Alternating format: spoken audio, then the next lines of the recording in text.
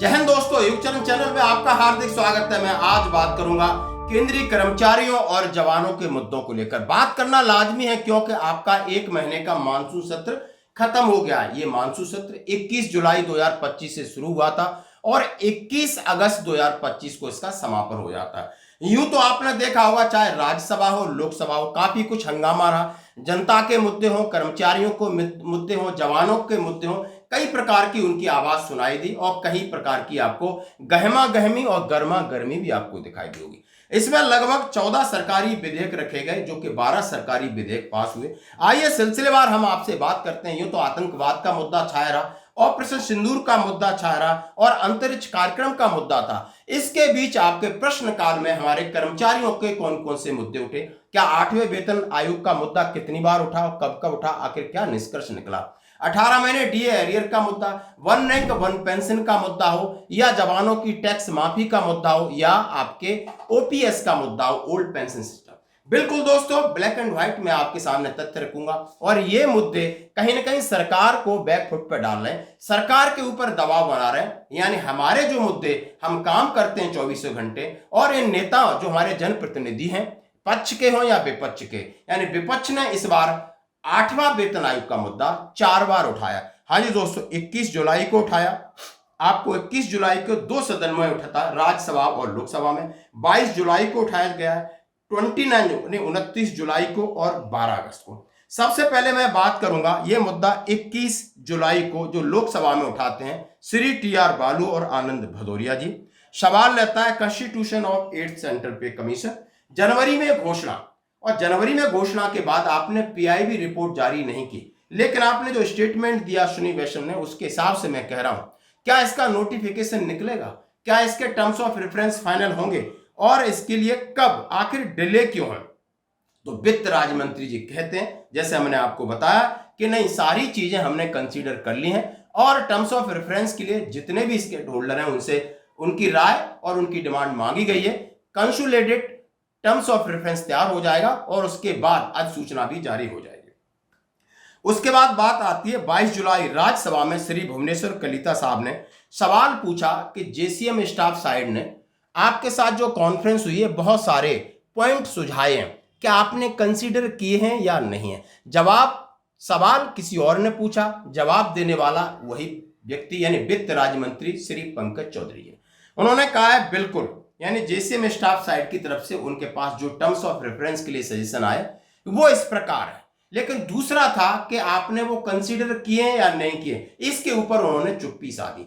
कौन कौन से पॉइंट थे जो कि लोकसभा के अंदर गूंजे? जेसीएम स्टाफ साइड ने कहा फैमिली यूनिट को बढ़ाना, यानी माता पिता को टर्म्स ऑफ रेफरेंस के लिए साथ जोड़ना। जब आप माता पिता को जोड़ोगे तो आपकी यूनिट बढ़ेगी, जैसा कि यूनिट अभी हस्बैंड वाइफ, एक बेटा बेटी 4 की है, 2 लोग जुड़ेंगे तो फैमिली यूनिट बढ़ेगी, उनका खर्चा बढ़ेगा, खर्चा बढ़ेगा तो हमारी पे और बढ़ेगी, तो पे बढ़ेगी तो हमारी पेंशन बढ़ेगी।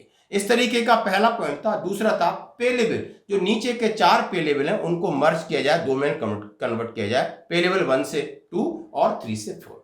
और उन्होंने कहा डीए मर्ज की एक टाइमलाइन हो कि 50% डीए होने पर ऑटोमेटिक मर्ज किया जाएगा, 10 साल का इंतजार नहीं किया जाएगा। और कम्यूटेशन रिकवरी हो या डॉक्टर एक्वर्ड फॉर्मूला, जो कि बहुत पुराने बेसिस पे उसके जो उसका आधार है उसमें बदलाव की बात की, क्योंकि अब बहुत सारी जीवन जीने के लिए नई टेक्नोलॉजी आ गई है, मोबाइल आ गए, इंटरनेट है, इन सब 4 चीजों को हमारे खर्चे में शामिल किया जाएगा तो स्वतः ही हमारा खर्चा बढ़ेगा और पे पेंशन में बढ़ोतरी होगी।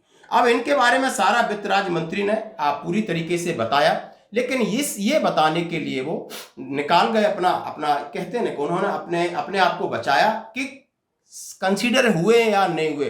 उन्होंने कहा ये सारी चीजें आ गई, अब कंसीडर करने के लिए हम विचार कर रहे हैं। आइन इनका यहाँ पे वो अपना साइड करके निकल गए।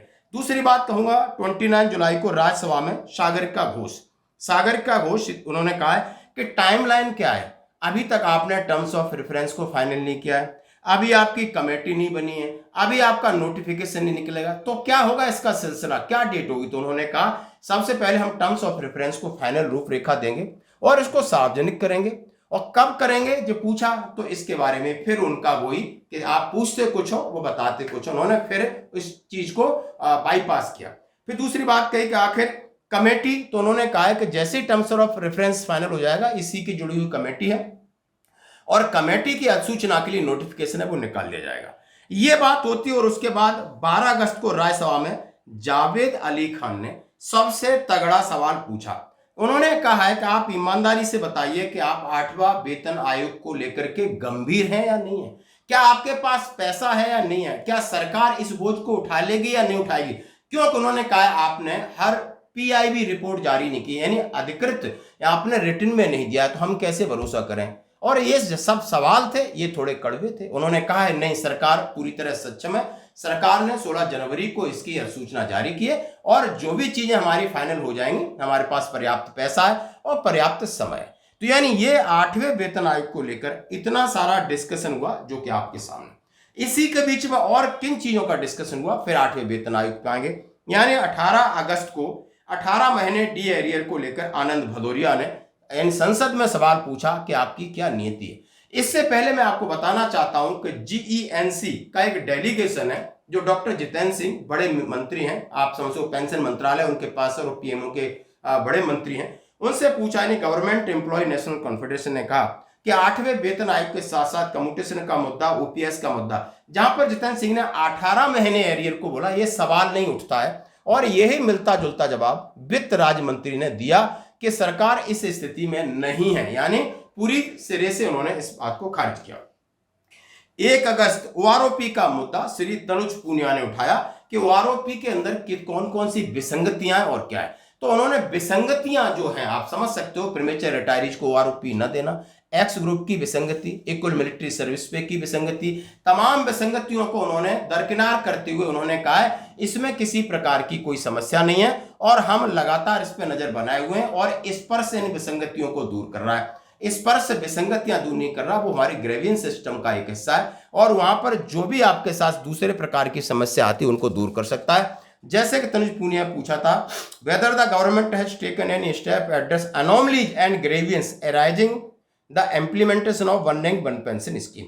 यानी ग्रेवियंसेस के बारे में पूरे जवाब दिया लेकिन विसंगतियों से बच के निकल गए। ये बच के निकलने में बहुत माहिर और उसका जवाब देते हैं श्री संजय सेठ जी जो कि रक्षा राज्य मंत्री। इससे हम कतई सहमत नहीं है। उनका इतनी मेहनत और करने के बाद उन्हें जो टास्क दिया, उन्होंने स्पर्श की बात की, पेंशन सेंटर की बात की, तमाम चीजों के लिए उन्होंने बात की, लेकिन उनके साथ ये कहा गया क्या आपने 1/1/2024 जब आपका डीए 50% हो गया था उसके बाद आपने अलाउंसेस और जो भत्ते हैं क्या आपने बढ़ोतरी की है। उन्होंने कहा हाँ, बहुत इसके कंसर्न जितने भी भत्ते हैं, चाहे आपका एचआर है चाहे आपका सी है, सारे भत्तों में बढ़ोतरी का आदेश जारी कर दिया। ये आपके सामने लेटर है।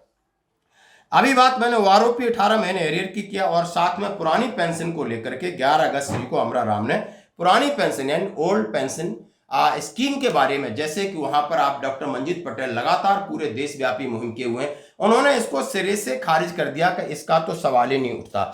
जैसे कि सवाल पूछा कि क्या ओपीएस की कोई संभावना है, तो उन्होंने बोला इस बात की संभावना 0 है, हम इसके बारे में किसी भी प्रकार का विचार नहीं करेंगे। और इनकम टैक्स एग्जम्पशन के लिए स्वाति मालीवाल ने सवाल पूछा क्या इतने सैनिक हैं, डिसेबल हैं, इनके लिए क्या टोल एग्जम्पशन का आपको इनकम टैक्स एग्जम्पशन का कोई तरीका है। उन्होंने बहुत सारे धाराएं और नियम बताए कि इसके अंतर्गत जो आता है उसके लिए इसके लिए माफ किया जाएगी।